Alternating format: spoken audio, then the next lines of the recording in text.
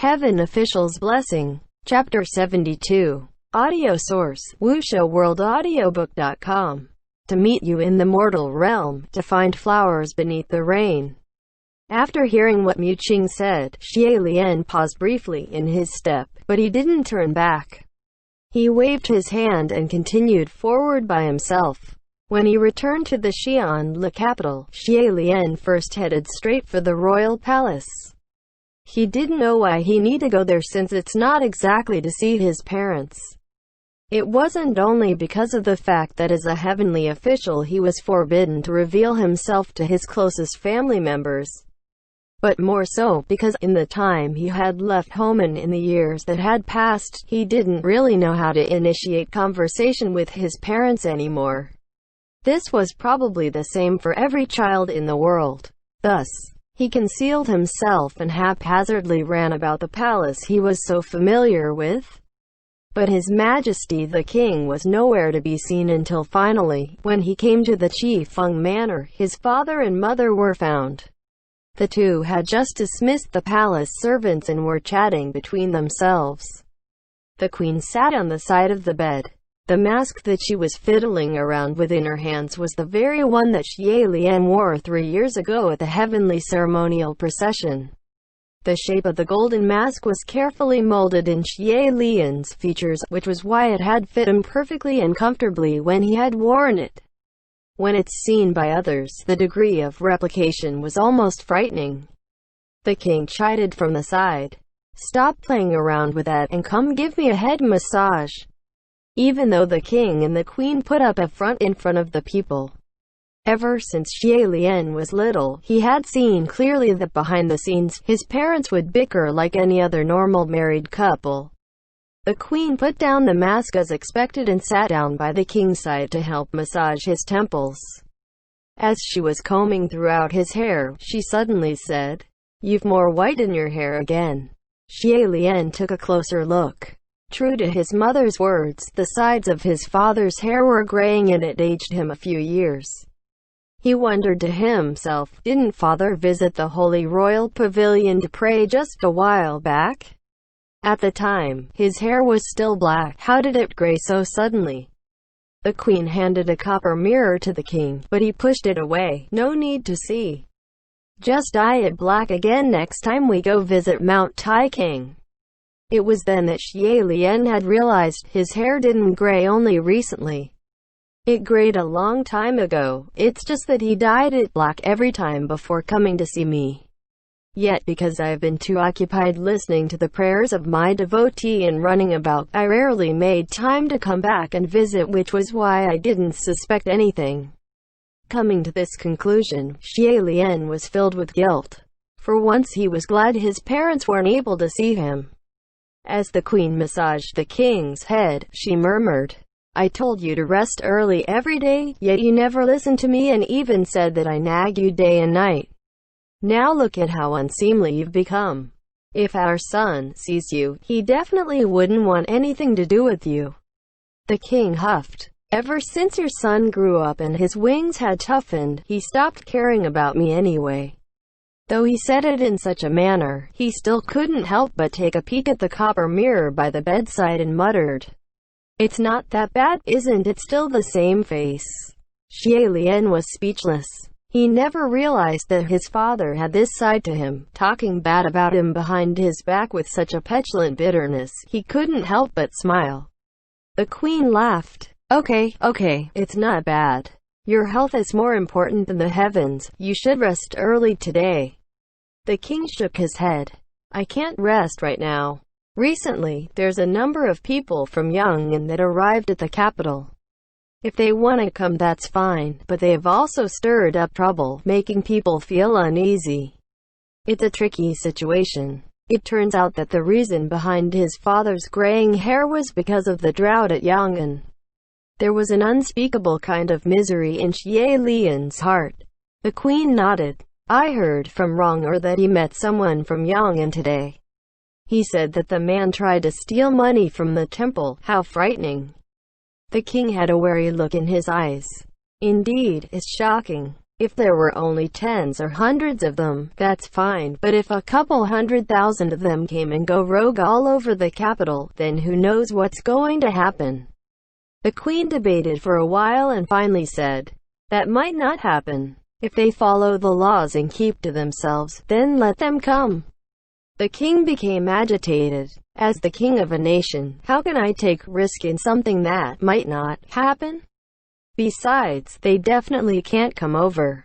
Looking after a few more people isn't as simple as placing a couple more sets of chopsticks down at the table. There are many complications involved that you don't understand, so stop talking. The queen soothed. Okay, let's not talk about this anymore. I don't understand the things you spoke of to begin with anyway. If only our son was still here, then he could at least help take some burden off of you. The king scoffed. Him? What can he do? As long as he doesn't cause me any more worries, then that's already good enough. At the mention of Xie Lian, the king seemed to liven up again. That son of yours, he's already 10-something years old, but he was raised like a princess. Even if he knew it won't do any good, he'll just add more problems to it. It's best if he stays carefree in the heavens without knowing anything. Let him do what he wants to do. He's not the crown prince anymore. There's no need for him to care about matters in the mortal realm. Let him fly to his heart's content. Xie Lian listened silently as his father ranted with growing excitement. With a knowing smile on her face, the queen nudged the king. Now you call him a princess. Weren't you the one who spoiled our princess since he was young? And now you want to blame it all on me. She then sighed. That child is good in everything except for missing home. Before, when he was studying at the Holy Royal Pavilion, he'd only come back to visit once every few months. Now that he ascended, it's even more difficult. We haven't seen him once in 3 years. Who knows when we'll see him again? Hearing her complain, the king stood back on Xie Lian's side. How would a woman know anything? The head priest said those were the laws of heaven. How can we treat him like a common mortal? If you call your son back, you'd be weighing him down. The queen hurriedly explained herself. I'm only just saying. I won't make any such demands when we're in front of him. Then she muttered to herself. It's not too bad looking at the statues either. They look pretty much like him, and the statues are everywhere. Watching them for so long, Xie Lian felt an ache in his heart and a hard lump lodged in his throat, making it painful for him to swallow. He couldn't stay hidden any longer, yet he couldn't reveal himself either. It wasn't because he was afraid of breaking heaven's laws, but rather, even now, he still didn't know what to say. As for the situation in Yang'an, he didn't have any solutions at the moment. If he were to suddenly appear, it would only cause his parents more agitation and stress.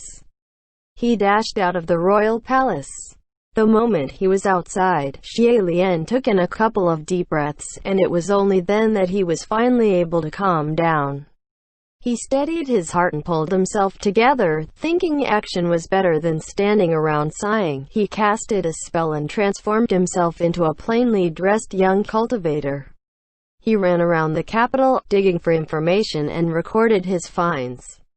Traversing all over, after a full day of work, he finally got the answers he wanted.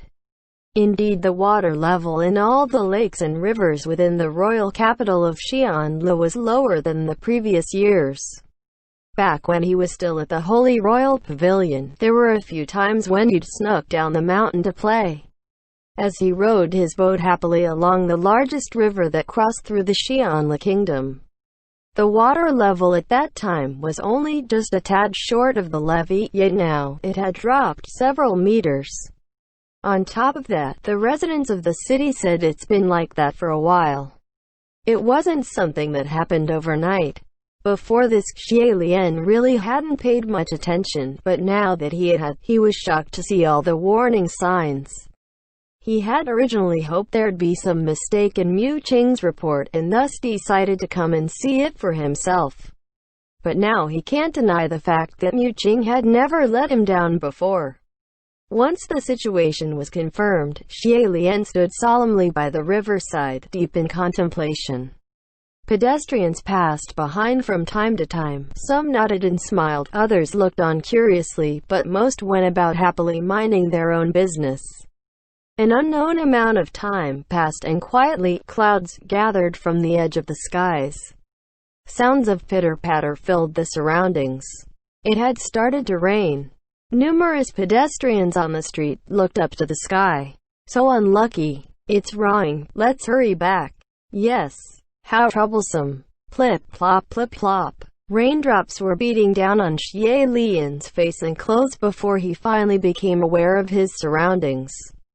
It's raining. When the people in the capital saw rain, they would drop everything to find shelter.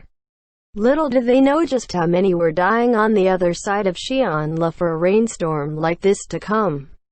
A group of people with umbrellas ran past, and when they saw Xie Lian, alone, getting soaked by the rain, they pulled him along and beckoned. "Young cultivator, why aren't you getting out of this rain? It's coming down harder." Dazed, Xie Lian followed along and ran to seek shelter under a long roof. Not soon after, the group of people tucked away their umbrella as they broke out in laughter. "Luckily, I saw the clouds gather when I came out today and grabbed an umbrella, or else I would have really become a drowned rat. It's been too long since it last rained. The storm is way overdue, so it's going to be a big one. Gosh, see. It really is coming down harder. At this rate, it's going to turn into a deluge." The raindrops were beating down on the ground, splattering outwards. Those people spoke in such a familiar accent that Xie Lian felt deeply that this was his home. This was the place he was born and grew up, and those were the citizens he knew. As the chitter-chatter continued, the rain became a little lighter. A few people urged, "While it's still light, we should hurry and go." Right after that, the men opened their umbrellas and stepped out from under the roof one after another, but Xie Lian still stood where he was. A couple of them glanced back, and after a brief discussion among themselves, one came over and handed him a worn-down umbrella. He offered politely, "Young cultivator, are you not able to return home? This rain is quite heavy. Why don't you take this umbrella?" Xie Lian snapped out of his daydream. "Thank you very much, but what about you?" A few people in the group under the rain called out. "We still have a couple of umbrellas here that we can squeeze under together. Let's go, let's go." Urged by his companions, the man left the umbrella in Xie Lian's hand and ran back. The pa sounds of their footsteps slowly faded away in the distance as Xie Lian stood for a while longer, holding onto the umbrella. Suddenly, his eyes caught a glimpse of an inconspicuous shrine not too far away. He opened his umbrella and walked towards it in the rain. Upon a closer look, the two sides of the small shrine doors were written with the verses "Body and Abyss, Heart and Paradise." Turns out that this was a shrine of the Crown Prince.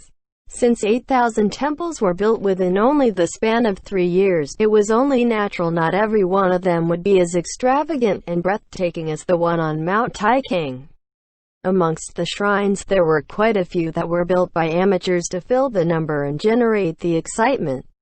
Not only did they lack a donations box, but they also didn't have any shrine priests. The only things that they had was a clay statue, a couple of offering plates placed with assorted fruits and refreshments. Those with kind hearts would come by once in a while to freshen the place a little so that it could at least pass for a decent shrine. Well, hidden in an area like this was such an inconspicuous shrine of the Crown Prince.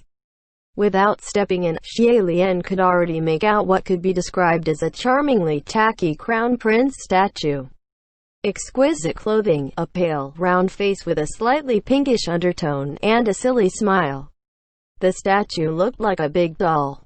If it wasn't with so much on his mind, he probably would have laughed out loud. In the past 3 years, Xie Lian had seen 3,000, if not 5,000 Crown Prince statues. There were none that looked exactly like himself. Even the most similar one was still 7 points off. As for the rest, they were either too ugly or too beautiful. A majority of the divine statues of most other heavenly officials were too ugly, and yet, Xie Lian was the exact opposite. There were some that were beautiful beyond recognition and to the point where he, himself, was embarrassed.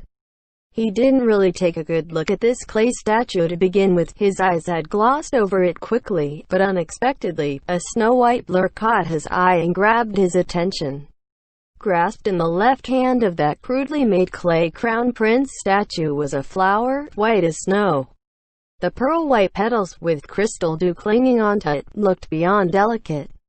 One could faintly catch a wisp of its fragrance floating in the air, lovely and endearing. The signature pose of crown prince statue was sword in one hand, flower in the other. The said flower that was held in the left hand would, of course, be a finely crafted flower of gold, flower of gems, flower of jade.